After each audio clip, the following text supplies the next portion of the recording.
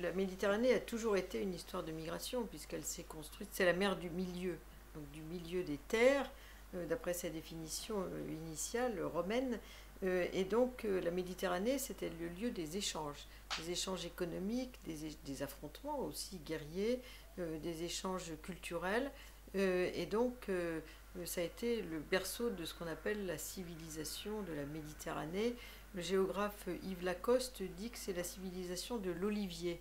C'est le point commun de toutes ces civilisations méditerranéennes qui n'ont cessé de guerroyer, mais aussi d'échanger entre elles pendant plusieurs siècles.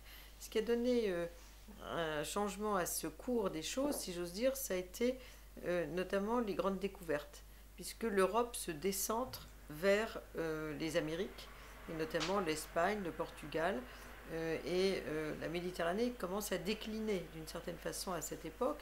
Mais ensuite, on a d'autres périodes qui incluent la Méditerranée dans un concert européen, si j'ose dire. De ce fait, il y a énormément de différences de développement aussi entre le sud, après ce déclin, et le nord de l'Europe. Et donc la Méditerranée entre dans une période de grande migration. Migration d'abord à partir du 19e siècle, migration de masse, donc les Italiens, les Espagnols, et puis ensuite on va avoir également au 20e siècle les effets de la décolonisation, les îles de la Méditerranée qui sont souvent assez pauvres. En fait, c'est une histoire longue, si j'ose dire, qui s'inscrit dans tout un contexte de circulation autour de la Méditerranée. Savoir si les flux migratoires en Europe sont quelque chose de nouveau ou pas, moi j'aurais tendance à dire que non. Pendant très longtemps, c'était de la rive nord de la Méditerranée vers le reste de l'Europe que se faisaient les flux. On a eu un renversement à partir des années 85. L'Italie, qui était un pays de départ, devient un pays d'accueil. Idem pour l'Espagne, idem pour le Portugal, idem pour la Grèce. Et donc on a des nouveaux flux qui s'activent. Certains existaient depuis longtemps. Il ne faut oublier que le Maghreb et l'Europe, et surtout la France, est une vieille histoire coloniale.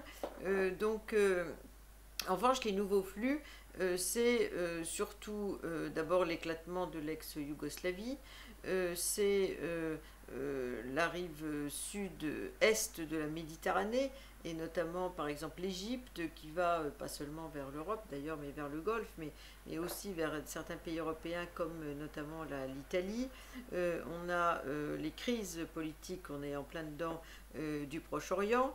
On a donc l'ensemble des Balkans, la Turquie qui est le plus grand flux migratoire de l'Europe sur aujourd'hui une quarantaine d'années.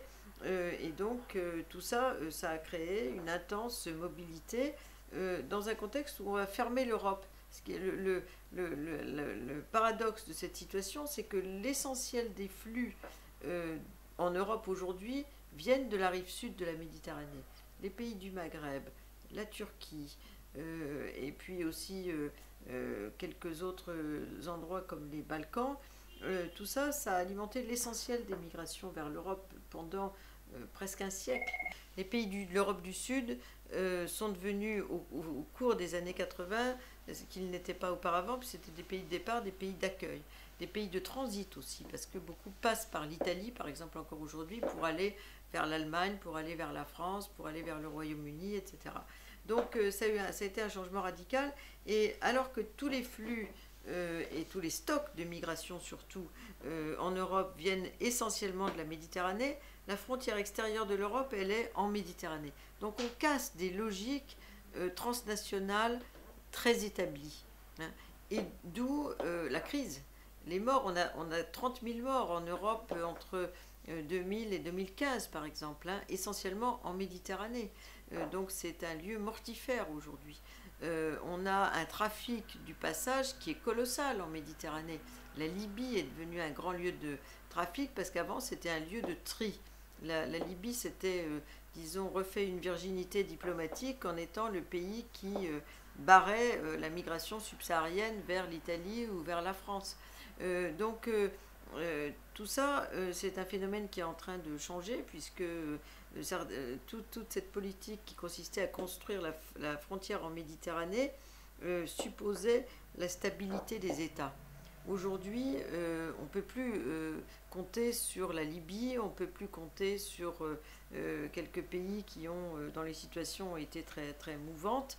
Et donc, tout ça est complètement remis en cause.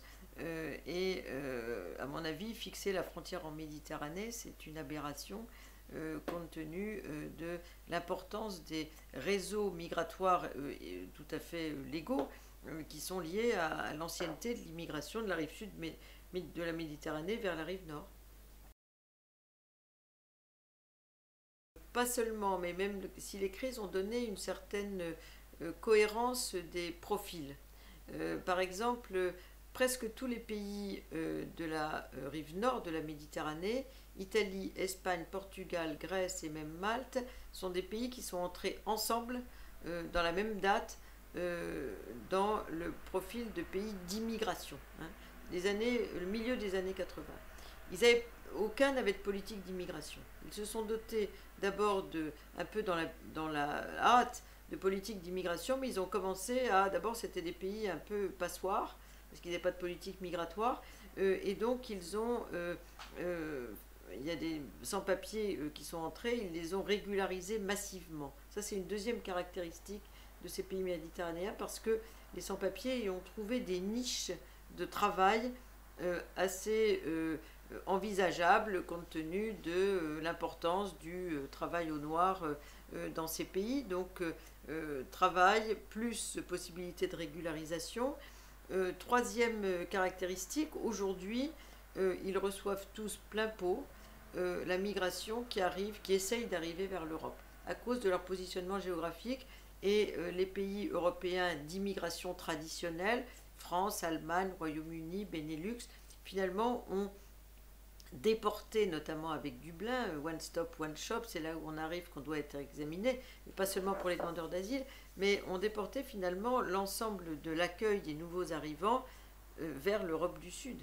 Donc ce sont des pays qui sont très exposés, troisième caractéristique commune, à la migration, dans chacun des cas, les îles grecques, les îles italiennes, les côtes espagnoles, etc. Malte, tout ça, c'est un point commun. En revanche, il y a quand même des divergences les uns les autres. Ils n'ont pas les mêmes frontières, pas les mêmes voisins, pas la même histoire.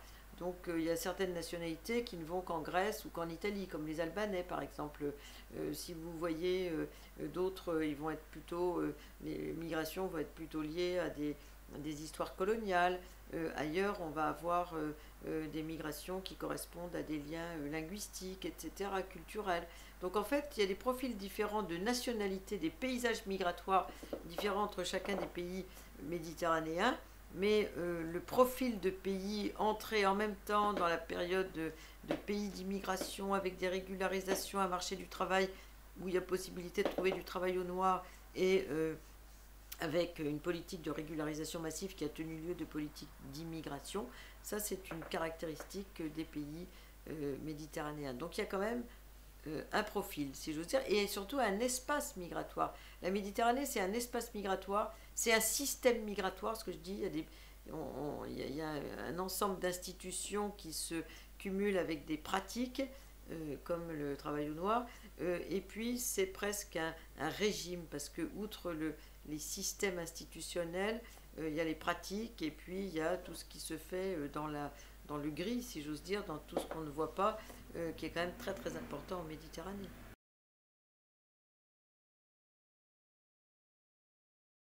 Alors j'aurais tendance à dire parce que l'Europe a du mal à se considérer comme terre d'immigration. L'Europe, c'est les 28 pays réunis, c'est la plus grande destination migratoire au monde en termes de flux. En termes de stock, c'est les États-Unis, mais en termes de flux, c'est l'Europe. Et en termes de pays, les États-Unis, et ensuite un certain nombre d'autres régions du monde. Donc l'Europe, c'est la première destination migratoire au monde, mais en même temps, il y a beaucoup de migrants qui vont ailleurs. Il ne faut pas l'oublier que le Sud, aujourd'hui, de la planète, est une grande destination migratoire. Les pays du Golfe, les pays émergents, les déplacés environnementaux, etc. Donc on a des quantités de migration sud-sud qu'on ne voit pas si on ne regarde que l'Europe avec ses flux qui viennent du Sud. même si les Européens aussi migrent, eux, de plus en plus, ils migrent vers le sud, et les Européens du sud migrent vers le nord de l'Europe aussi. Avec la crise économique, on a de plus en plus d'Italiens, d'Espagnols, de Grecs qui vont travailler dans des entreprises comme qualifiées d'ailleurs en Europe du Nord ou en Allemagne ou au Royaume-Uni, etc. Donc en fait, on a un bouleversement parce que l'Europe ne s'est jamais considérée comme terre d'immigration. Et ça, c'est la grande différence avec les États-Unis, avec le Canada, l'Australie. L'Europe a été une terre de départ pendant longtemps et elle n'a pas construit son identité européenne sur la migration. Elle a construit son identité européenne sur l'idée qu'il fallait sortir des guerres, donc la paix, sur une idée de solidarité, qui est aujourd'hui prise en défaut par les arrivées de migrants et le refus de certains de partager le fardeau, sur des valeurs démocratiques, sur les valeurs des Lumières, etc., mais pas du tout sur l'immigration. Donc ça, l'Europe a du mal à s'accepter comme terre d'immigration. Et ça, c'est un paradoxe très très important sur lequel le surf, si j'ose dire, les partis d'extrême droite qui fleurissent aujourd'hui avec la crise économique dans les pays européens. Donc ça, je crois que c'est un phénomène très important. D'autre part, l'Europe a, disons, une culture très diversifiée mais très riche, et elle a peur que cette culture soit altérée, alors qu'une culture ne vit que si elle est en permanence redéfinie, etc. Elle a peur que cette culture soit altérée par la migration. C'est aussi un discours qui circule. Construire l'identité européenne, c'est un bel objectif, mais en même temps, il ne faut pas que ce soit un enfermement. Donc.